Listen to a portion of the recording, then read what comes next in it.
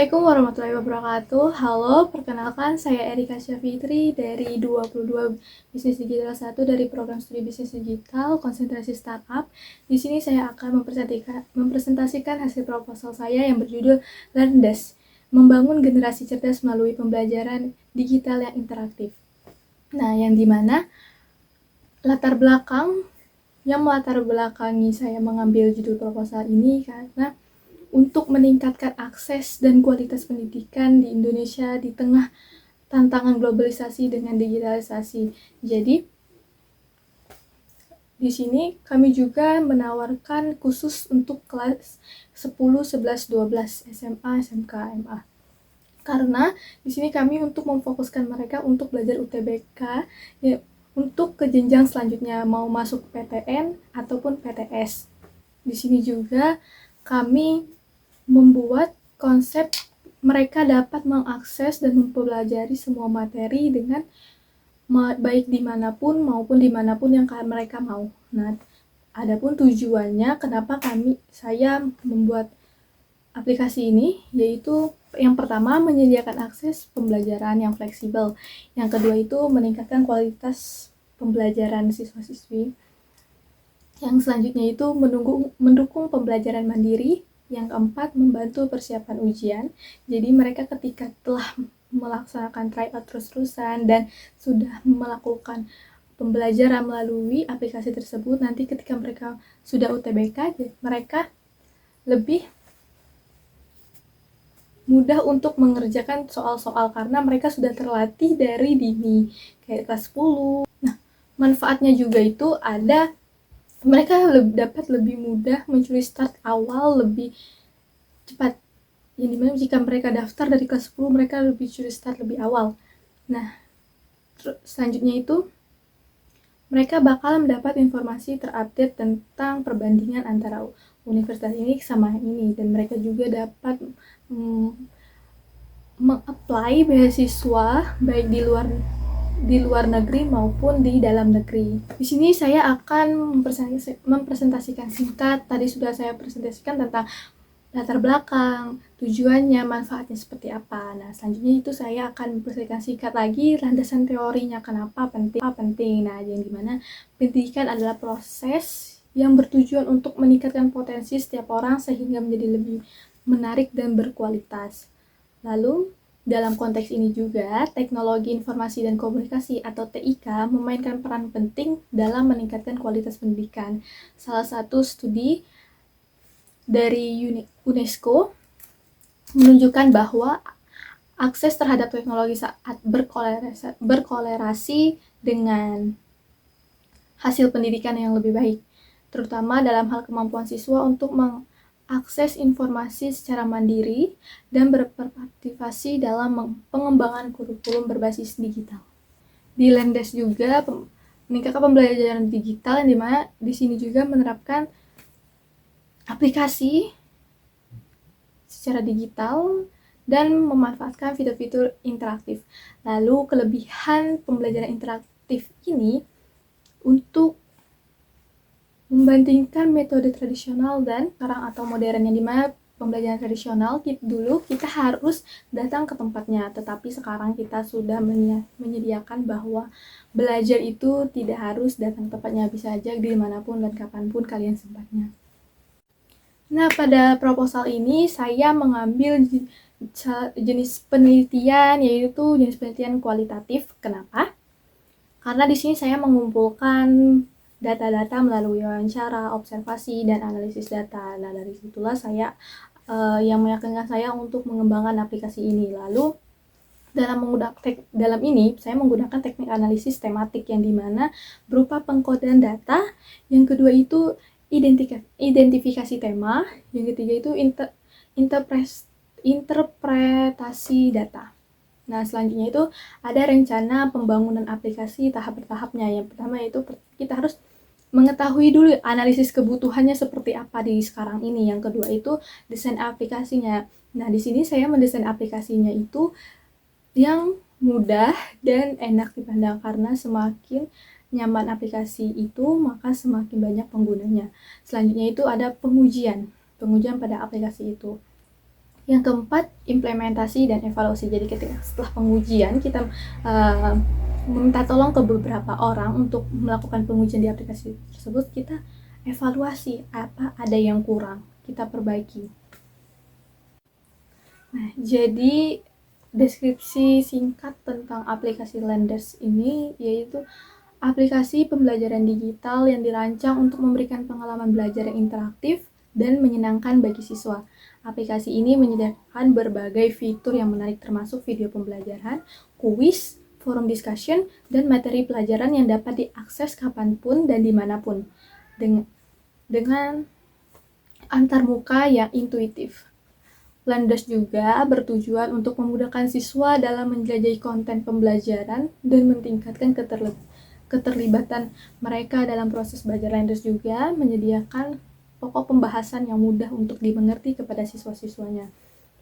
Pada aplikasi ini saya juga menganalisis tentang analisis keuangan, yang dimana dalam tabel proyeksi biaya itu ada mencapai 243 juta dengan berbagai rincian. Yang pertama itu gaji tim pengembangan. Di sini kita menggunakan 2 pengembangan dengan 6 bulan, yaitu dengan seharga 10 juta per bulan, jadi 120 juta. Nah, untuk desainer UI UX-nya itu satu desainernya per bulan 8 juta. Jadi per 6 bulannya 48 juta.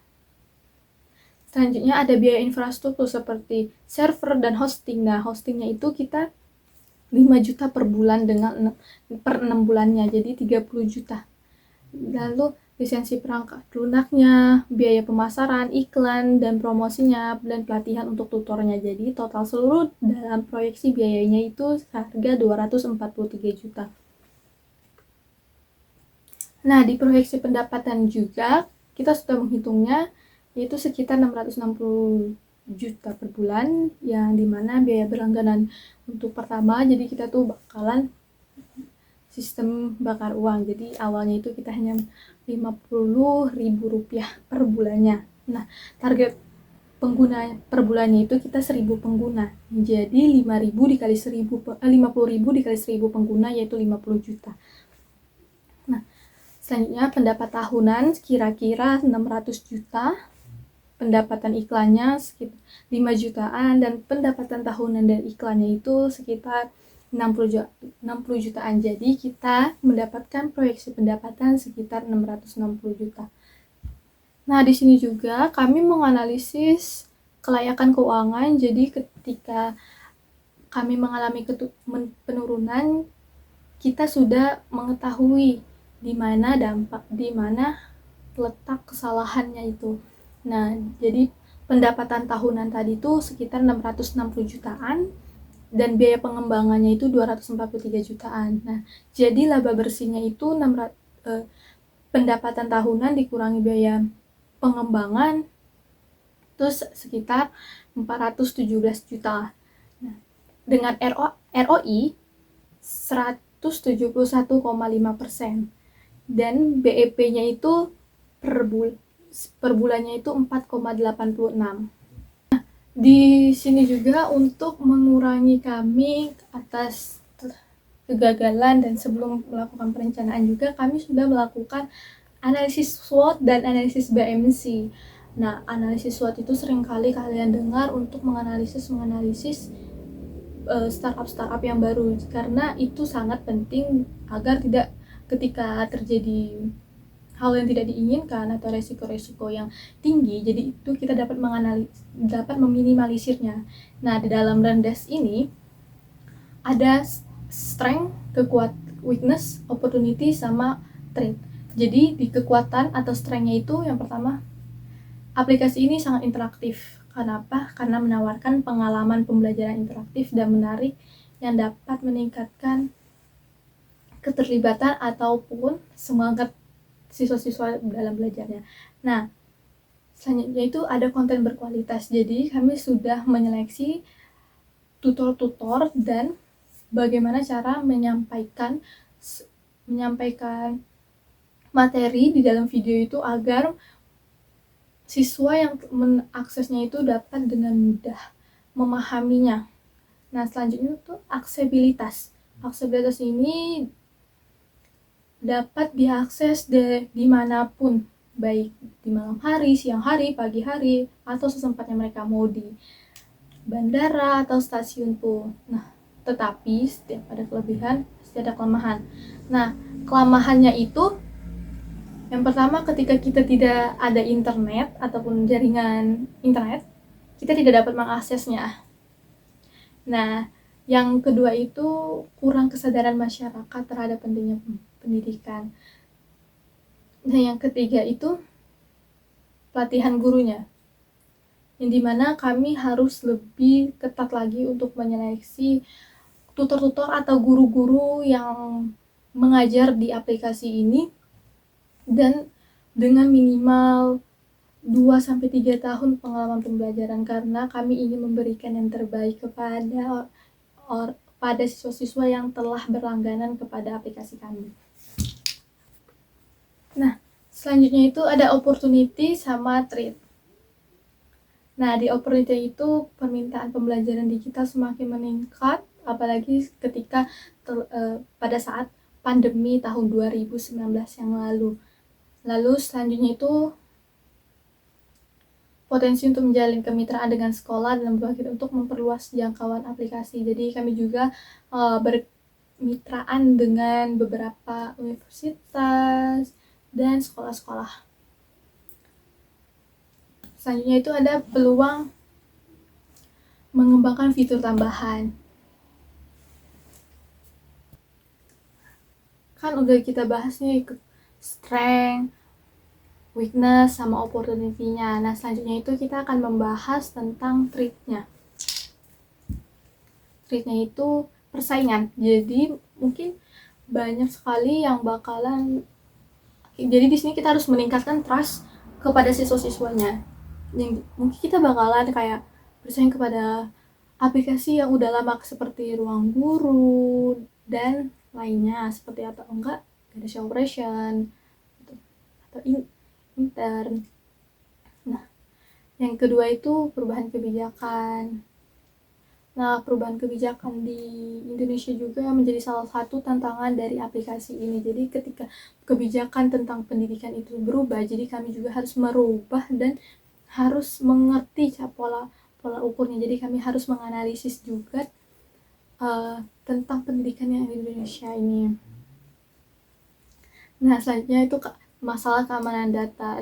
Banyak sekali ketika kita kurang untuk menjaga keamanan data, ini bakalan data-data dari siswa-siswa yang sudah berlangganan kepada kita itu bocor. Nah, di sini kami juga untuk meningkatkan trust mereka, kami sudah membuat ketika mereka ingin memasuki kelas tersebut, mereka harus Face ID untuk tidak terjadinya kebocoran data. Nah, tadi kan kita udah mengetahui itu analisis BMC. SWOT itu apa aja? Nah, selanjutnya itu kita mengetahui analisis BMC dalam Rendes ini. Nah, di sini ada 9. Yang pertama itu ada namanya customer segment. Nah, di customer segment ini kami melibatkan siswa dari kelas 10 sampai kelas 12 SMA, SMK maupun MA. Selanjutnya itu guru dan pengajar, yang selanjutnya itu orang tua yang ingin memberikan sumber belajar berkualitas untuk anak-anak mereka. Nah, di sini juga apa sih value proposition dari Learners ini? Nah, value propositionnya itu yang pertama pembelajaran yang interaktif. Jadi membuat siswa-siswa ini tidak gampang bosan. Nah, yang kedua itu akses materi yang beragam dan berkualitas. Jadi nanti mereka di aplikasi tersebut, mereka akan ketika gabungan itu mereka akan dikasih sesi yang namanya pertama tatap hadap-hadapan sama tutornya untuk bertanya ketika mereka tidak paham atau mereka memilih opsi yang kedua, yaitu chatbot. Jadi mereka hanya bertanya dengan chatbot bagaimana atau mereka tidak mengerti. Jadi ada 2, yang pertama itu chatbot ataupun nanya langsung kepada tutornya. Nah, yang ketiga itu fiturnya yang sangat kolaboratif. Yang dimana di sini juga kami menyediakan forum discussion untuk membahas materi-materi untuk UTBK. Jadi kami itu membuat forum discussion itu nggak satu grup saja, satu grup atau satu forum. Jadi kami membuat forum discussion sesuai dengan materinya. Misalkan materi penalaran umum itu beda sama penalaran matematika, itu berbeda semuanya. Nah, channelsnya itu atau salurannya itu, aplikasi ini tersedia di iOS maupun Android, jadi udah gampang, jadi tidak membeda-bedakan. Selanjutnya itu kita juga menyediakan web resminya, dan untuk mendukung promosi atau banyak yang mengenali dan agar trust ke siswa-siswa itu ke aplikasi kami juga melakukan promosi melalui media sosial. Nah, untuk customer relationship atau hubungan pelanggannya itu, yang pertama yang saya sudah jelaskan tadi, mereka jika ada kendala apapun, jadi di bagian profile itu nanti mereka ada yang namanya seperti pada aplikasi umumnya, yaitu sebuah bantuan untuk menjawab dari beberapa pertanyaan yang mereka tersebut. Nah, selanjutnya itu ada yang namanya forum komunitas atau discussion group tadi untuk interaksi antar pengguna lainnya. Jadi mereka dapat brainstorming di forum discussion mereka itu. Selanjutnya itu pengumpulan umpan balik untuk pengembangan aplikasi berkelanjutan. Jadi sesuai dengan pengujian tadi, tahap pengujian kan sudah dijelaskan di tentang metode dan penelitiannya itu. Nah, di sini umpan baliknya itu berfungsi ketika sudah lebih dari 1 tahun, 2 tahun, 3 tahun atau lebih. Jadi ketika ada aplikasi yang seharusnya tidak ditampilkan atau yang harusnya ada ditampilkan tapi tidak adanya, nanti itu kami analisis kembali bagaimana. Nah, jika umpan balik tersebut sama atau sesuai dengan pihak satu dengan lainnya, maka kami akan merubah desain dari UI UX aplikasi tersebut. Selanjutnya itu ada yang namanya revenue stream. Revenue stream ini yang pertama itu yang sudah saya jelaskan sebelumnya. Model ini dengan pertama untuk tahun 1 bulan itu atau 3 bulannya dengan biaya 50.000 per bulan. Ketika sudah meningkat trust, maka itu akan sesuai dengan seberapa lama mereka menggunakan aplikasi tersebut. Misal mereka untuk premiumnya itu 3 bulan, 6 bulan, atau 1 tahun. Nah, terus pendapatan dari iklannya juga, terus kemitraan dari institusinya atau sekolah-sekolah. Nah, selanjutnya itu key resource-nya. Key resource-nya itu yang pertama tim pengembangan perangkat lunak yang kompeten. Maka ketika perangkat lunaknya hebat, semakin bagus, maka siswa-siswa atau user bakalan semangat untuk belajarnya. Selanjutnya itu konten pendidikan yang berkualitas dan relevan, yang up to date. Jadi kita bakalan menyediakan video konten yang membuat mereka tertarik bagaimana kayak saya ingin belajar ini. Selanjutnya itu infrastruktur teknologi. Nah, di sini juga termasuk server dan hostingnya yang untuk mendukung aplikasi tersebut untuk berjalan dengan lancar. Oke, partnership-nya itu ada sekolah dan institusi, penyedia konten pendidikan, dan pengembangan teknologi platform iklan untuk monetisasi aplikasi. Yang terakhir yaitu cost structure. Nah, cost structure ini pertama untuk gaji tim pengembangan dan desainer UI UX-nya. Yang kedua itu biaya infrastrukturnya termasuk server dan hostingnya. Nah, yang ketiga itu biaya pemasaran promosi untuk menarik pengguna. Jadi sampainya itu aplikasi Landas ini dirancang untuk menjawab tantangan dalam dunia pendidikan, terutama di era digital saat ini. Selanjutnya itu Landes juga menawarkan pengalaman belajar yang interaktif dan menyenangkan bagi siswa.